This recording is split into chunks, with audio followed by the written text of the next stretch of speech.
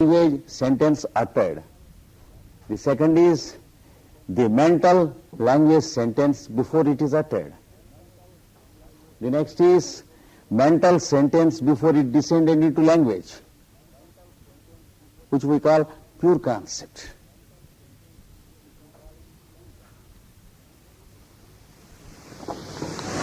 Before it, I feel that I should say. Unless I feel the impulse, here is nothing, I can't start. It is the starting point. It is called the impulse.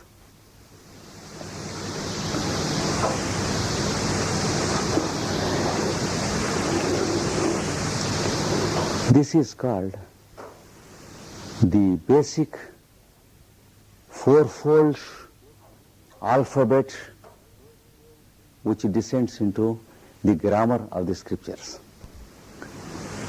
It is what we call the four-syllabled word, and a very sacred name is given to it in the Western languages, also called tetragram, unfortunately used in a very bad sense nowadays.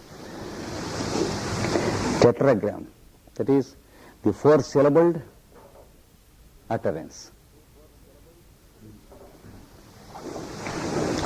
Like this, we have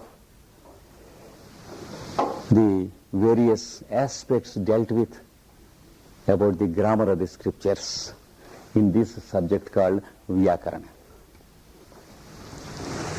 This is just an example. For your information, these four steps, the sentence, vocal sentence uttered, mental sentence, vocal language sentence uttered, mental language sentence before utterance, mental sentence before language, and the impulse. See, now you count from the other side. First it starts with this impulse, then it descends into the concept, the mental sentence without language. Then it descends into the language. Then it descends into the vocal cords. See? So the impulse is called paravak, or the highest utterance, supreme utterance.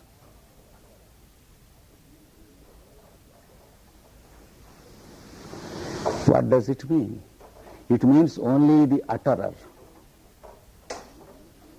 At that stage, utterance means the utterer, and it is in no way different from the one who utters.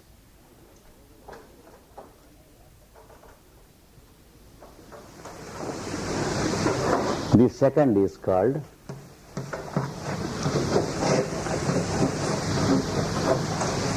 pasyanti vak. That is word visualized. That means you are different from what you wanted to utter. At the first stage, you are not different. You wanted to utter, therefore you are itself. So, the first stage is called the word was God. Here the word was with God.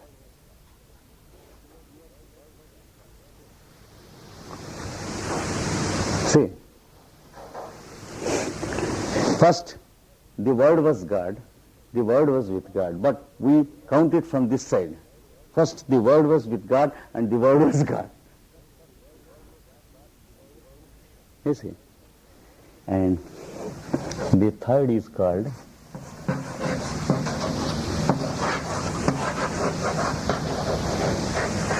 madhyama vak.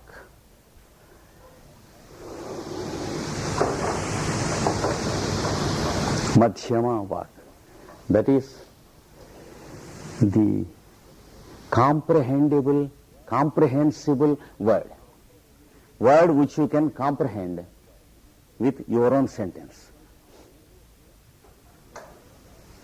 Previously, you could not comprehend what it is. You wanted to utter, that's all. And finally, the fourth is called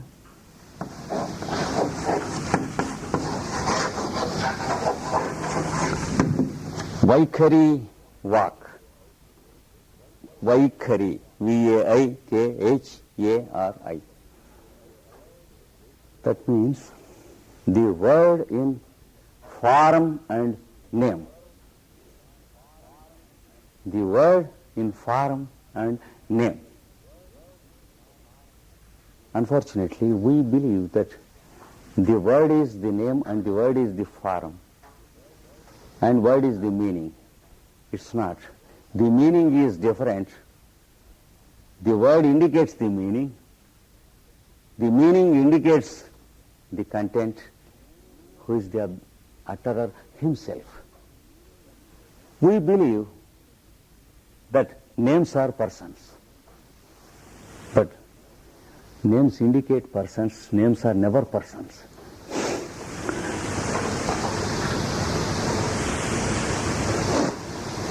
These are the 4 steps, grammatical steps, along which the word which we call God descends upon the earth as the creation.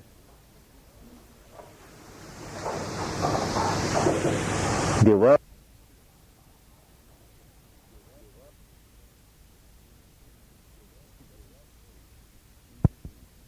that is why in the ancient scriptures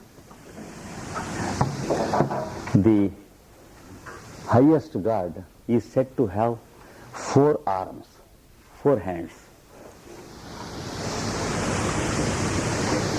And his son, evolving from his navel or the center, is having 4 faces or 4 heads. The 4-faced creator or the Brahma.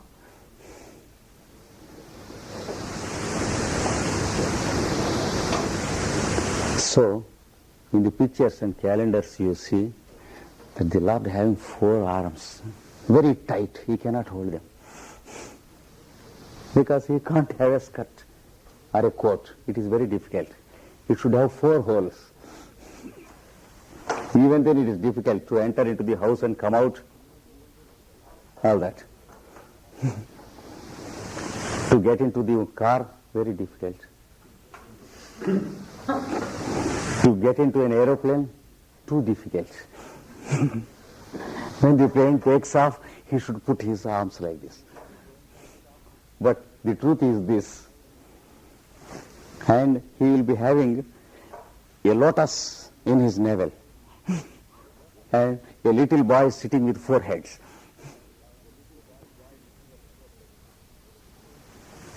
First two, you have the word was God, the word was with God, and the 2 more, 3 and 4. Yes, here we have only 2 verses in the Hebrew version. The other 2 verses we can find somewhere else in the Hebrew version, because the present Old Testament is not an authoritative translation of the Hebrew version. That is tampered and tackled by many religious people. We have to find out what it is. Just as the Vedas are tackled by the Hindus in a very rough and dirty way, the Old Testament is also tackled by the Christian bishops and fathers in a wonderful way. So we have to find the lines somewhere else. So these are the 4 steps. You will find these 4 steps in every scripture in the world. And here, this is one example of the grammar given in the scriptures, Vyakarana. And the 4th is called Siksha.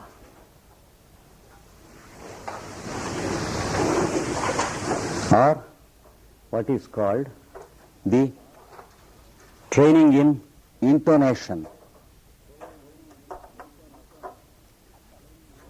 That is utterance, training in utterance. How to utter these syllables, these sounds in the scriptures.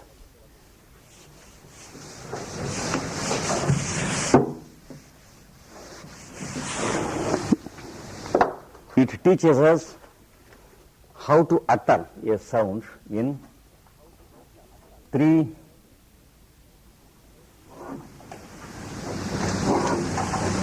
tones. The one is called your normal tone. The other is called the tone higher than what you have when you shout for a friend on the street or something like that. This is called the lower tone lower than yourself. So every one of us is endowed with three tones, the normal, the supernormal, and the subnormal. This gives us the discipline or the training of the voice, how to utter these three. And again, these three have 7 subtones in each, called in Sanskrit the 7 scales of music.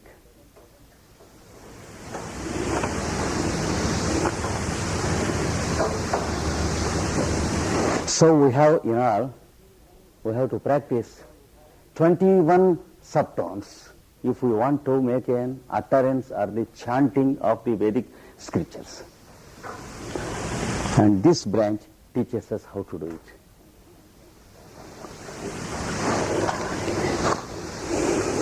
And in its esoteric sense, when you practice this, you know what happens.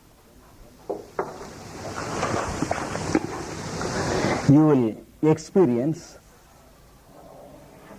what they call the 3 worlds of existence. 3 worlds of existence. This is called the world of matter with its concepts of space, time, length, breadth, thickness, etc. as its dimensions. There are 8 dimensions described. Of course, now we are not going to them. The second is called the world of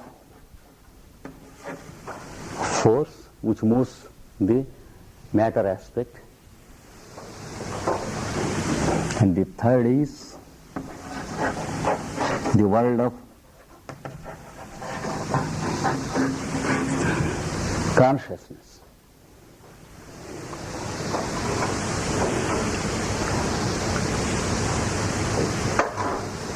From the tiniest atom to the biggest solar system, each is a capsule of these 3 worlds. There is nothing that can exist without including these 3 aspects. You see? And this is called in Sanskrit Bhu Loka. Loka means world or a plane. Bhu means material plane. This is called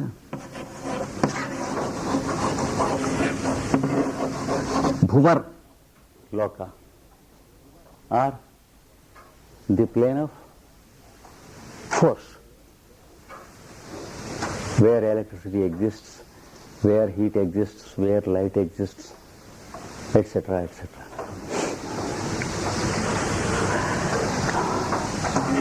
It is called Suvar Loka.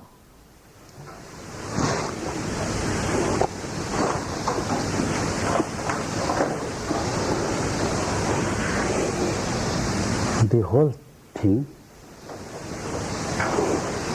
is called Om, or one unit of God.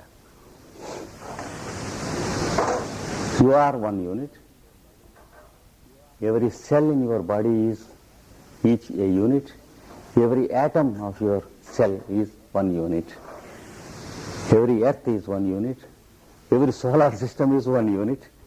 All the galaxies in a unit space globe is one unit, like that.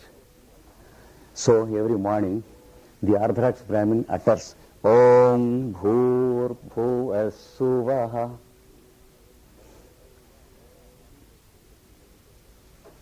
He is expected to meditate like this.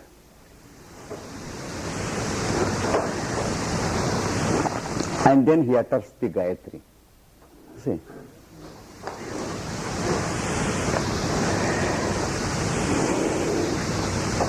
So, when you utter your normal tone, your consciousness exists one with the plane of forces. When you go to the lower tone, your consciousness exists with the material aspect of your vehicle. When you go to the tone higher than yourself, your consciousness exists with the lights in you. That is the psychological, psychic, and the spiritual consciousnesses in you. So, when this controls this, and when this governs this, it is called liberation or freedom. But when this conditions this, and when this imprisons this, it is called hell or bondage.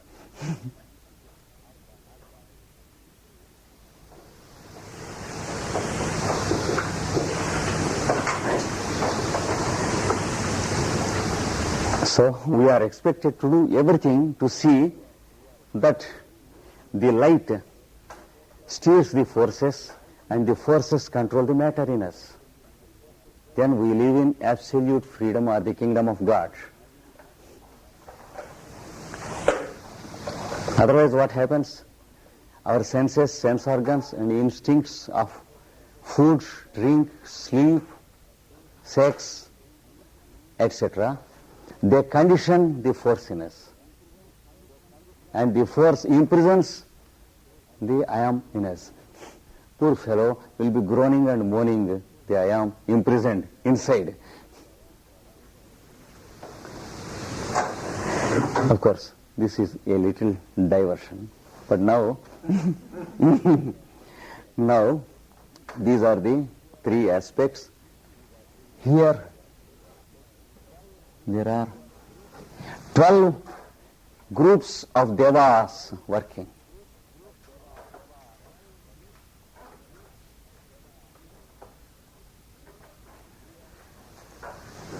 Here, on the plane of force, there are another 11 group of devas working. And here, on the plane of matter, another 8 groups of devas are working.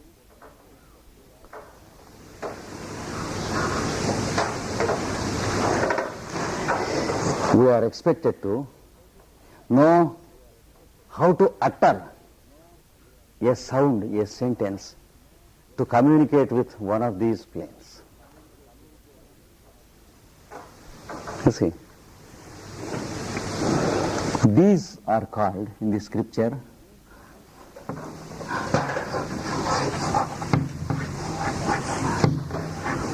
Adityas, or the sons of Aditi.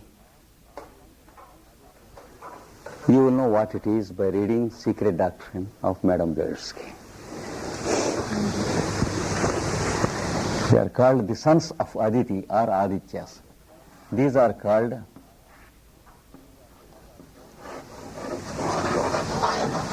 Rudras. That means the vibrating devas. Rudra means vibrating. The Adityas are radiating by nature. The Rudras are vibrating by nature.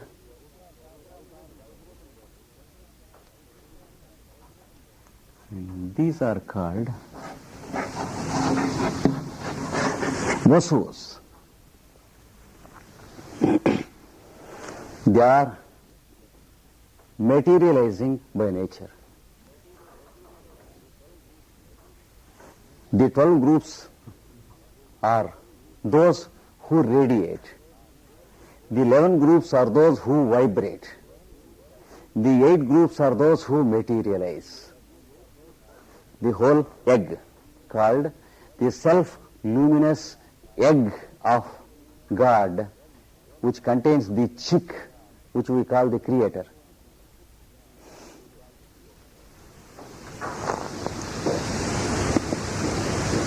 So, from the background God comes the egg, self-luminous. From the egg comes once again the little God, or the image of God.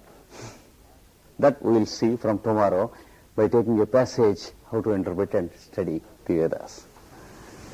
You see, the cock is there as the background God. The egg is there through the hen, nature.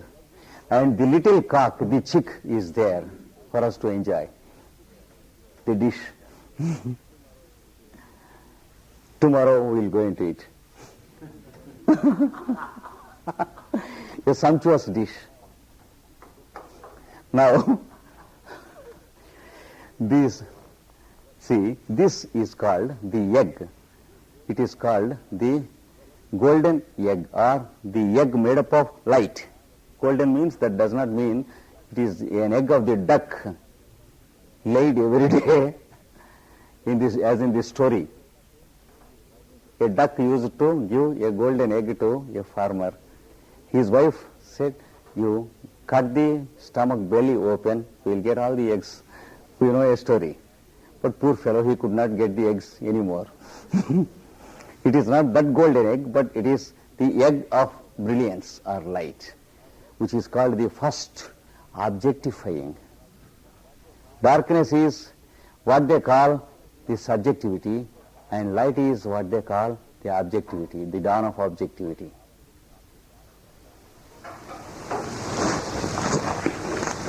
So,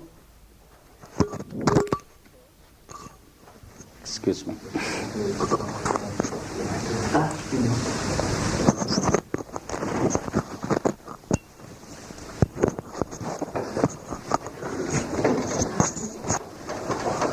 Kansa?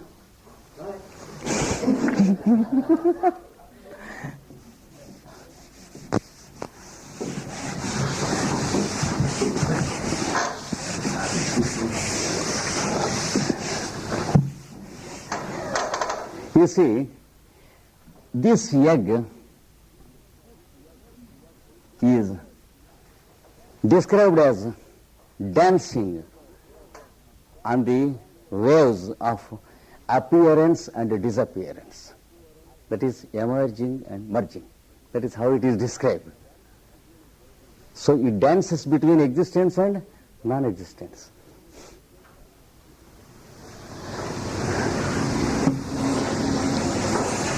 There is the ocean of waves where you find the one sweep of creation as one wave described previously. And there is an ocean of such waves. And another group of devas are making the ocean work. They are called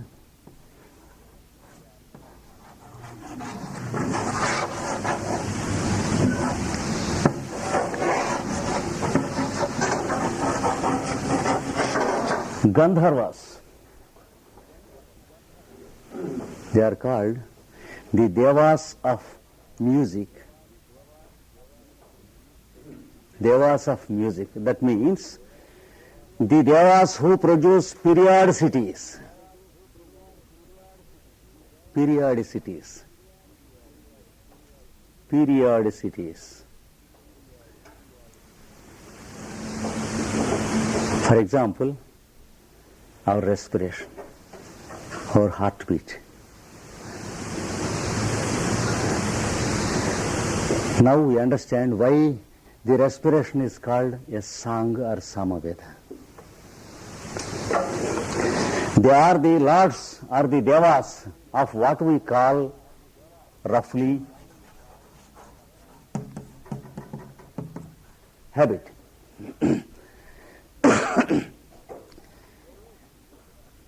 There is a nature in us which makes us repeat. That is what we call habit.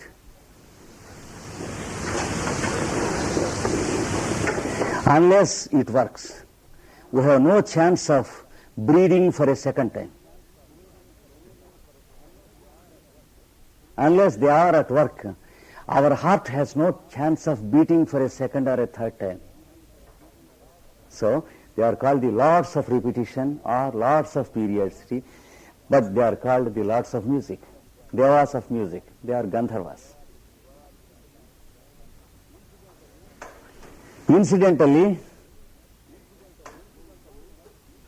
we owe much to them for our discoveries in music, because we know that there exists a peculiar thing like music because of them in us. Otherwise, how can we know that there is something like music? And how can we work out the laws of music? Yes, this is an example of the fourth key called Shiksha. And the fifth key is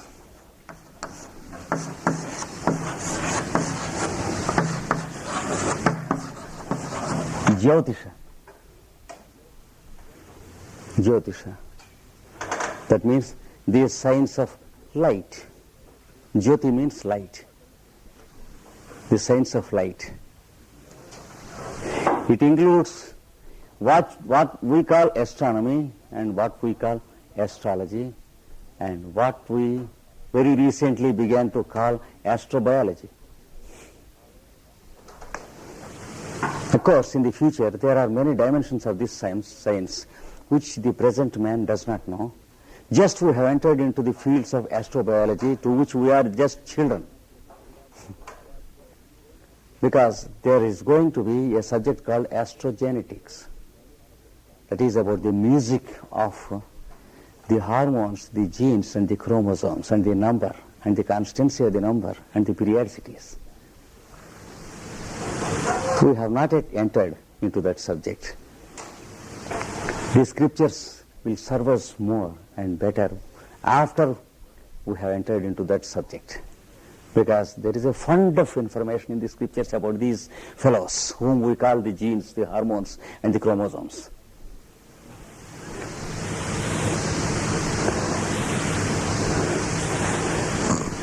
Now if we speak about those things, it is as good as someone speaking about aeroplane before the Wright brothers were born.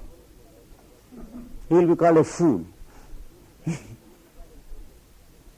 Before the birth of the Wright brothers, if someone says aeroplane, you say, shut up.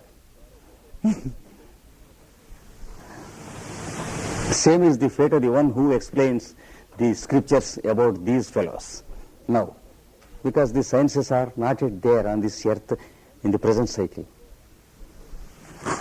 Now, Jyotisha uses certain formula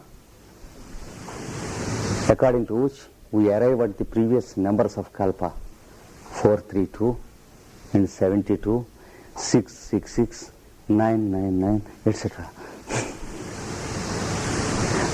Astrology does not mean the 12 signs of the zodiac and about 12 planets and speaking something, soothsaying, your marriage will be on such and such a date, your wife will be very beautiful and all that. Not these things.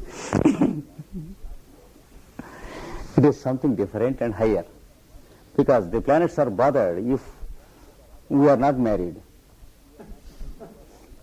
They are least bothered. Because they themselves think of themselves as specks in creation, therefore they don't consider us even as specks. We have to take our own care according to the planets. When the train comes, we have to get in. The train never takes care of us, though the train is for us. So too the planets. Because we are not so very important as the train. And the train is not so very important as the railway service. So priorities we have to consider, understand. We should be able to distinguish between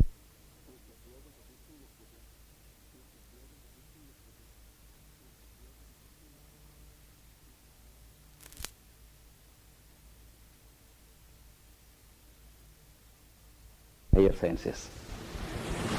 Unless we begin to serve, we can never get it.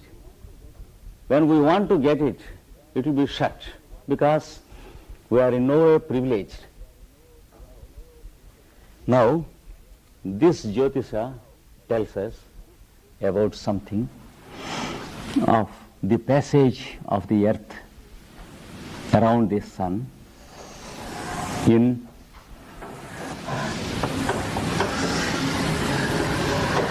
four equal divisions, exactly in the same pattern of Vyakarana. You have the vernal equinox,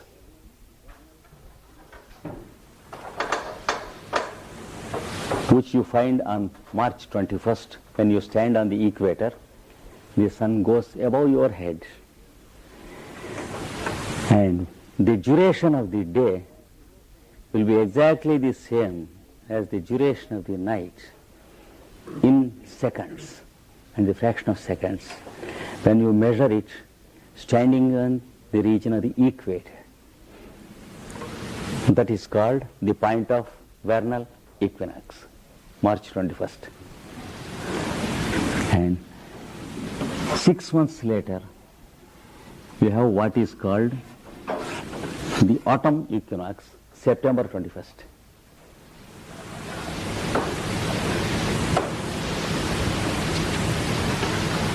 Once again you have a day, one day, when the duration of the day is exactly equal to the duration of the night.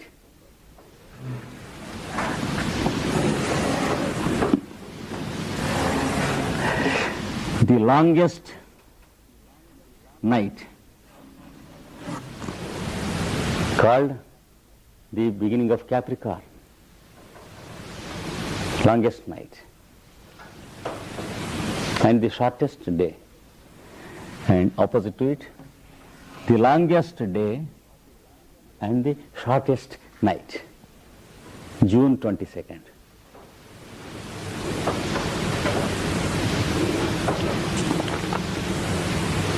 This is December 22nd, longest night, June 22nd, shortest night and longest day. March 21st, day and night equal. September 21st, day and night equal.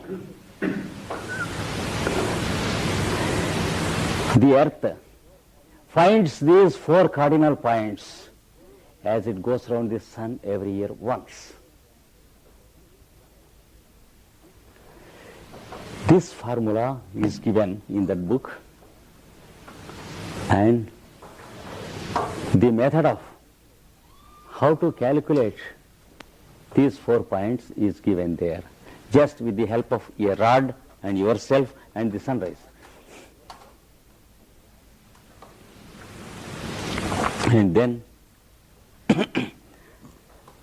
this is to be equated with the 4 stages of the utterance of the solar year. Previously we have seen the 4 stages of utterance of our word. This formula is given as the first lesson of Jyotisha. And another formula is given: your sunrise from where you stand, east, your west or your sunset, your meridian or noon, your nadir or the midnight point where the sun exists. When you stand on this earth and look at the sides, you will find your east, your meridian, your west, and your midnight, or the sun's position at your midnight, under your feet, somewhere in the American continent. So for the American, in midnight, the sun stands somewhere in Geneva, like that.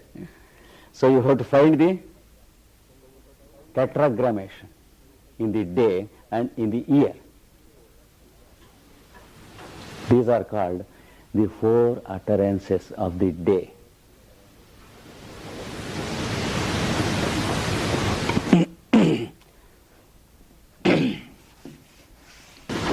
You are also given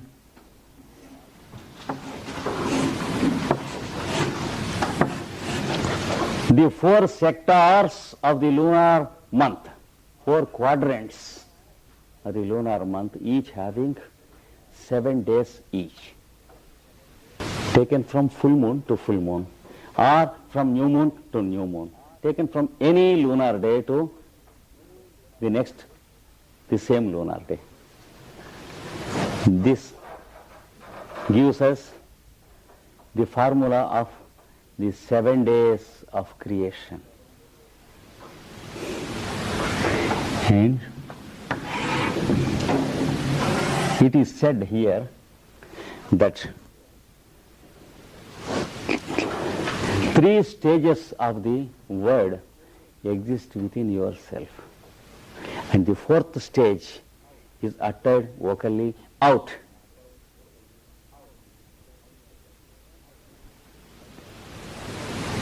When you observe your own utterance, and when you understand that your word travels through 4 stages, as yourself as the word as the utterer, word as the concept, word as the language sentence, and word as the vocal uttered sentence, the last item comes out, and the 3 remaining, they exist according to the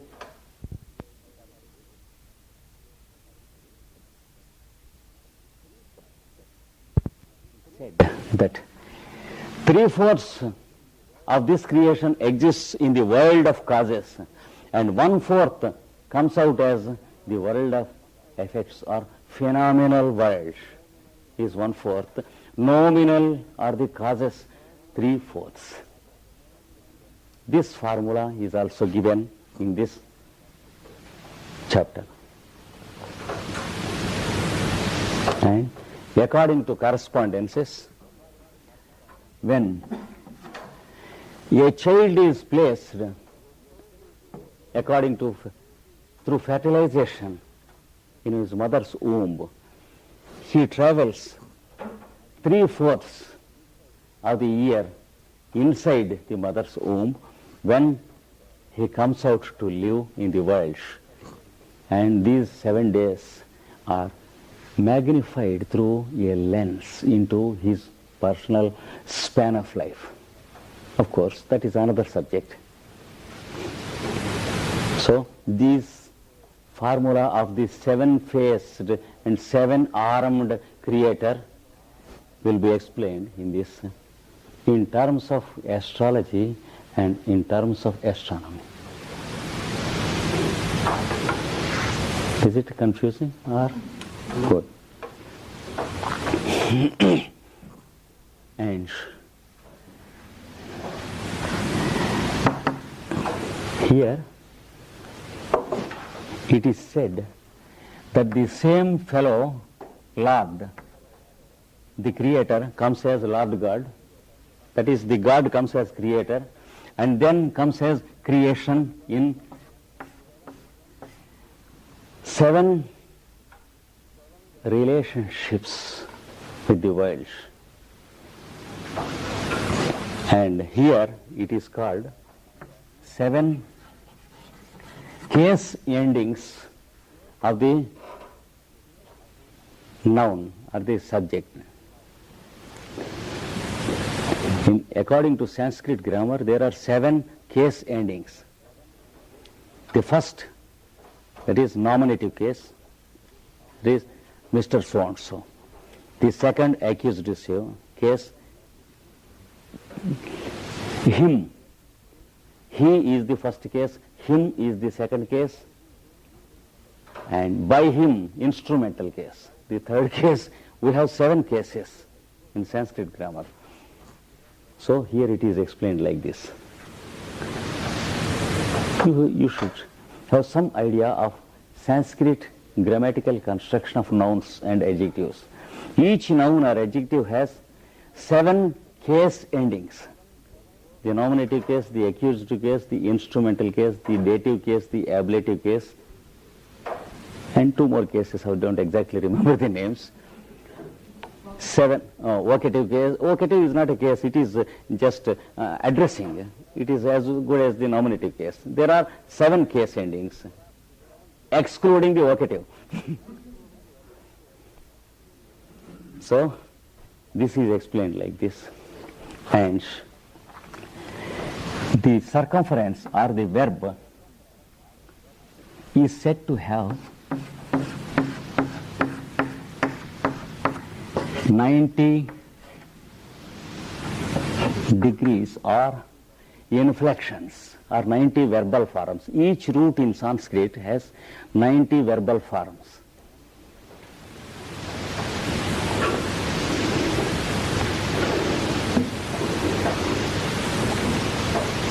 You know, root gives out verbs. For example, you have the first person, singular, dual, plural. Second person, singular, dual, plural. Third person, singular, dual, plural. You have 9 in each tense and in each mood. You have 9 verbal forms. For in present tense you have 9. There are 3 types of past tenses: the remote past, the immediate past, and the past. In each of these, each tense has 9 forms. Like this, the tenses and the moods put together in Sanskrit grammar are 10. So you have 9 into 10, 90 verbal forms and 7 noun forms.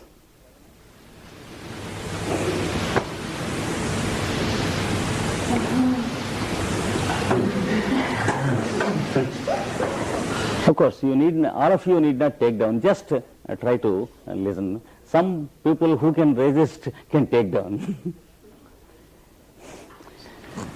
These are the equated with the 7 moon phases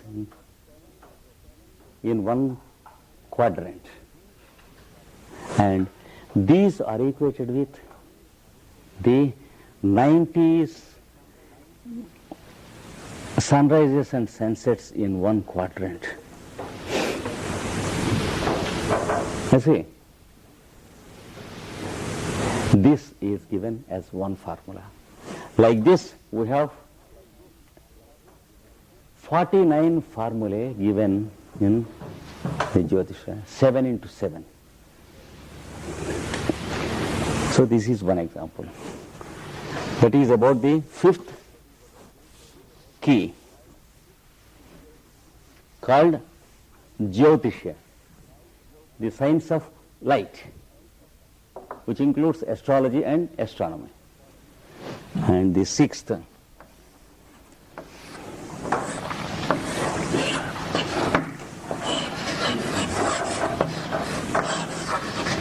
Nirukta, that is the science of etymology, etymological key, what we can call the scientific dictionary in its true sense.